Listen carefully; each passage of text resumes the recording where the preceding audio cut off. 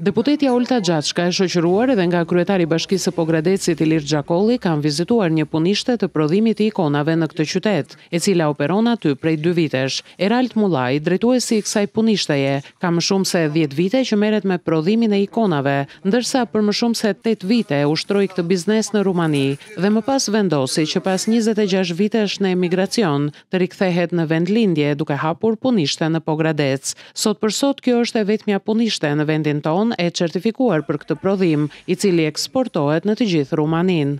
10 vjet bëj të punë në Rumani. Dhe gjëra ndryshuar, më ulënova, kam bashkë 7 vjet në emigrim. Vendosur të Hajke Pogradeci. Do më thonë sa kohë që andej? 12 vjet në Greqi, 13 vjet në Bukuresht. Tani kostot e transportit lahen me kostot e tjera që Shqipëria i ka më të ulta dhe dalim në një kulturë.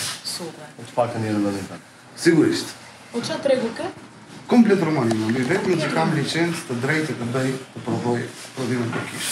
Eraldi shprehet mjaft i kënaqur me klimën e biznesit që ka gjetur në Pogradec. Ai thotë se çdo muaj drejt Rumanisë transportohen më shumë se 200.000 ikona kishtare, ndërsa së fundmi po punon për të eksportuar edhe drejt shtetit grek. Në 10 vite funksionimi, ai tregon se ka prodhuar më shumë se 10 milion ikona kishtare.